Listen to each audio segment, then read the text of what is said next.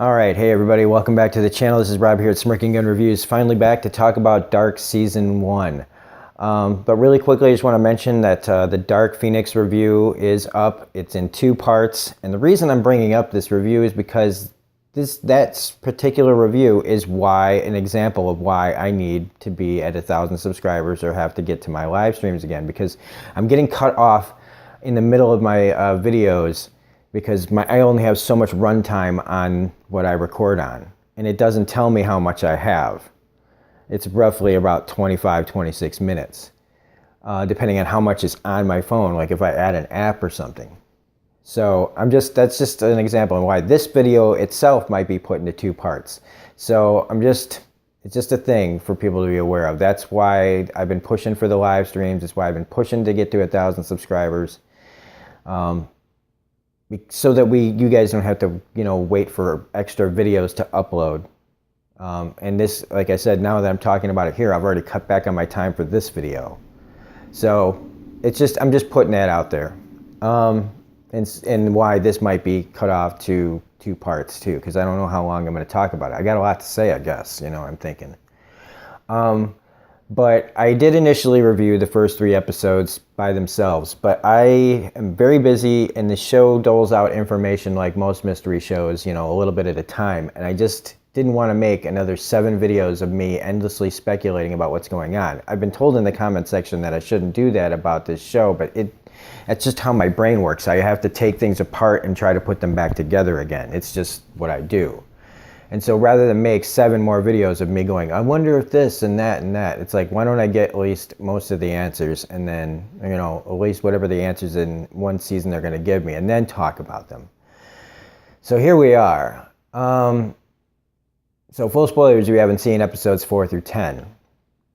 And so I want to talk about Noah really quickly and his relationship with Bartosz. So basically I equate him as being like the Emperor, and Bartosz being like Darth Vader, like this person who's got this ultimate goal that's calling himself doing the righteous thing for the world or whatever. He's the good guy, and he's influencing this young kid who's been betrayed by somebody he loves, a couple of people that he loves, and so that is his that guy is using that to his own means. So he's talking about how Jonas is a pawn and shit, and he's not even the kid next to him's not even realizing that he's a pawn too. So whatever Claudia's doing, with her pawns, and it's a chess game right now. It all for those characters, or at least that's how Noah sees it.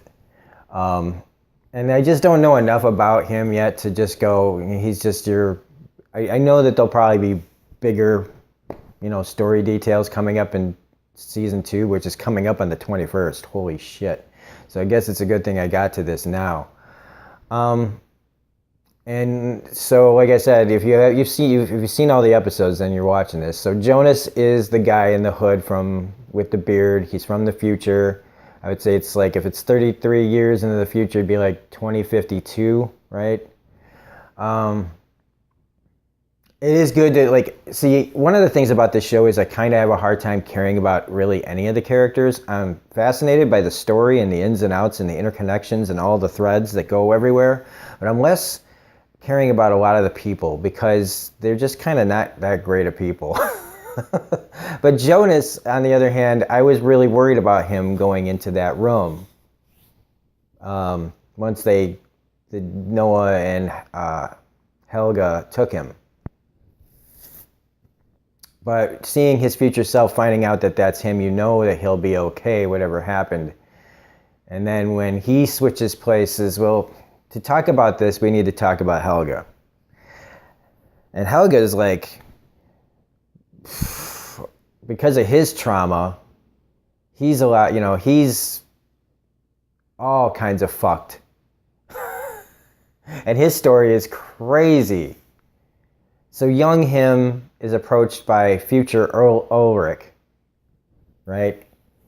And I mean, I have to give it to him like that. I can't believe they had Ulrich bash his face in, but he didn't do a very good job. And I know that that's a terrible thing to say about somebody trying to bash somebody's brains in, but if you're going to do it right.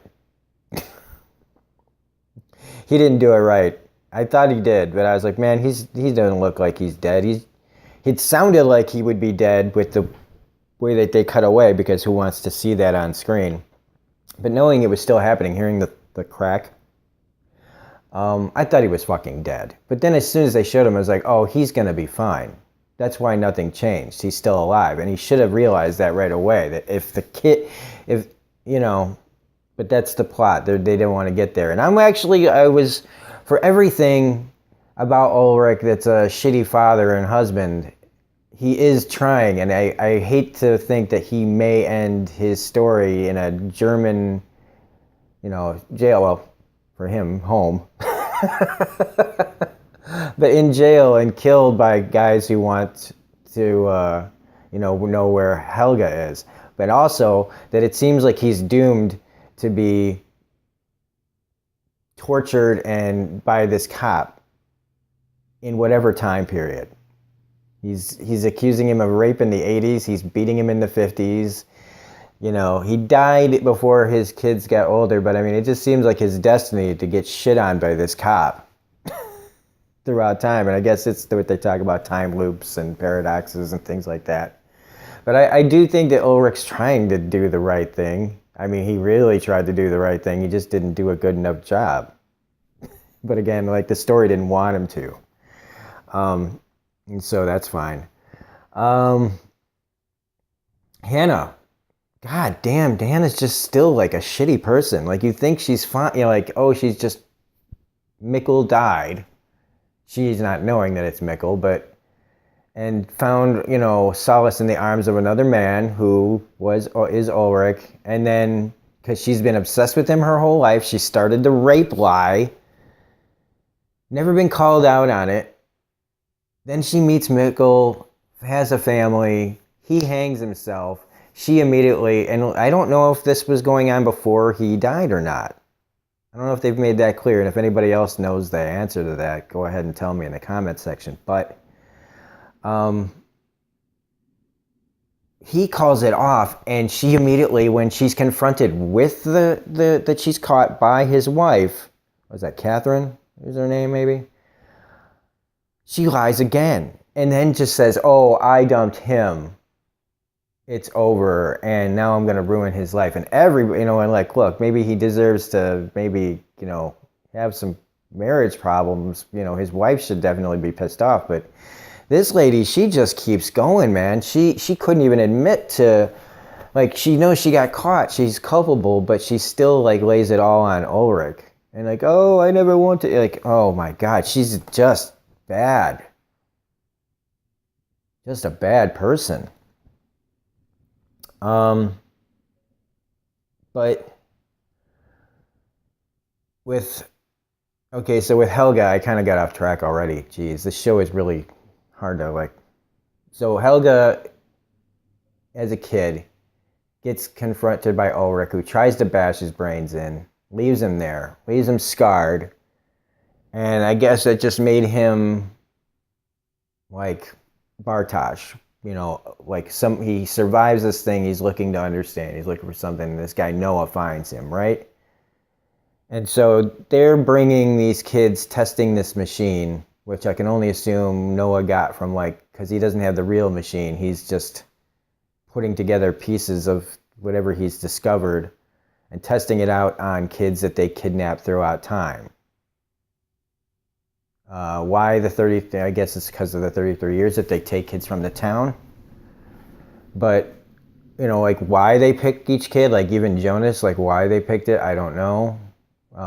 Why, some of this stuff is happening, but maybe that's stuff for future episodes. Maybe it's stuff I missed. It's possible.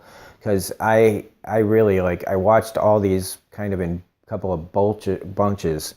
And with working all day, it's hard to keep it all straight. It was hard to keep it all straight when I was doing it episode to episode.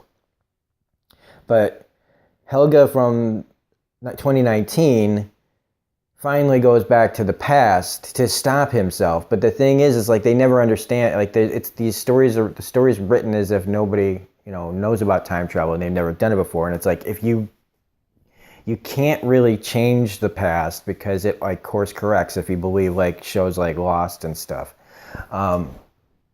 So he ends up trying to kill himself, but it's like, even on, like Lost says, the more you try to do something, you will not stop it. And so the old man dies trying to kill himself. But the thing is, shouldn't he have remembered that he was in that accident? Except he was the one that was getting hit at the time. And so you remember that you didn't die in that accident? So I don't know about that. Unless because of his dementia he forgot. But still, like, I don't know. That hurts. That part hurts my brain because I don't think that's logical. It's cool to, like, it's like I've said, I hope this story doesn't turn into, guys, meeting themselves as their own dad or some crap, like, or creating their own father, going back in time, knowing that they're their own dad, that kind of thing. We do have,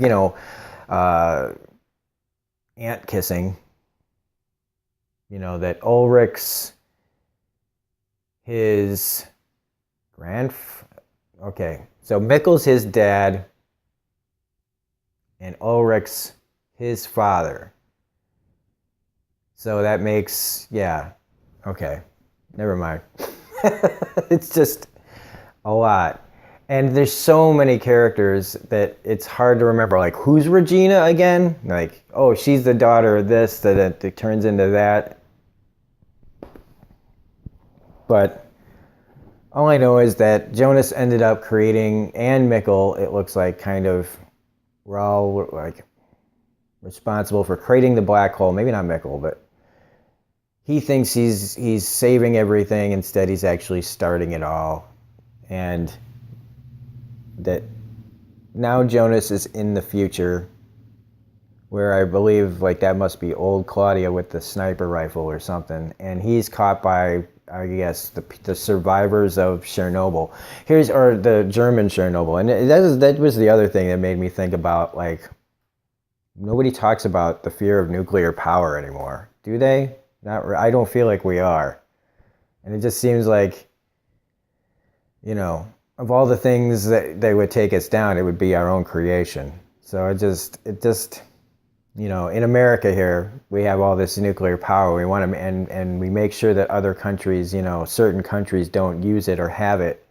It'd be ironic, probably, if that's the right way to say it, that if we were destroyed by our own creation, I mean, we always believe we would never be touched by something like this, but I mean, come on. I mean, in all things, it's usually something like that will probably happen someday, right? Somewhere. So I don't know. Maybe that's just me being fatalistic or something, but it just made me think about that. And again, about how everything is chaos and pain. And again, maybe this isn't a very, uplifting video. But it just all does seem pretty like you can't fight anything and it's all just going to happen and there's no reason for, anything. Which is why I feel like if that's all true, what makes what we do now very important. Because if there's nothing else, then, it's how, the mark we leave behind that makes us, immortal or whatever. And how, what do we want to be remembered for? So I don't know if I'm going on a tangent. And I guess I don't have that much to say about this. I mean, this was a cool shot.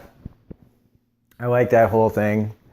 And I do feel like I'm kind of just talking about just the finale, but because there's all sorts of ins and outs to this. I mean, I'm trying to think of all the different characters I really want to talk about, but I mean, knowing that Ulrich's dad, the reason he had blood on his clothes is because he's the one who got called from the cop's husband, that he was there in that bunker or whatever it is, and the body of Mads came out, and so he called Ulrich's dad first, and then having to put the body where it would be found needed to be found. But like, what part of oh my god, in the cop finding Ulrich's mugshot picture from way back in the day, I don't know. it's just a lot. And I can't wait for season 2 to come out, and I will review it episode to episode. I couldn't do this all in one big shot. And I know that so many of you love this show, and I like the show a lot too. I just don't really have that much to say about it other than what I've said, is how it makes me feel about the world. And just, I hope I care more about the characters, because like I said, I do like Jonas, and for some reason I like Ulrich. But other than that, I'm kind of indifferent about a lot of these characters. I'm just more interested in the journey. And the guy that created all this, I love how things happen. Like, the only reason he knows how to build the machine is because somebody brought it to him already. It's just very... I handed you the letter, you burned it, you got it from her, now you've been carrying it around again, like time loops and time loops. And maybe it's because it's early for me. I mean, it is 10 o'clock in the morning, but I literally watched the last 4 episodes while I was in bed, just like, so anyway. And it doesn't mean that I wasn't interested. Just, it's something that I needed to cross off the list, and I hate to talk about it like that, but Dark needed to be crossed off my list.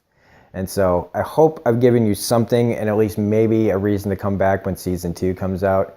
I'm sorry I didn't devote more time to each episode, but I've kind of overwhelmed myself with videos these days. And since I'm not growing, since the channel is in like a real stuck position, and it's been that way for a while, like to me, the last 5 months we've been stuck.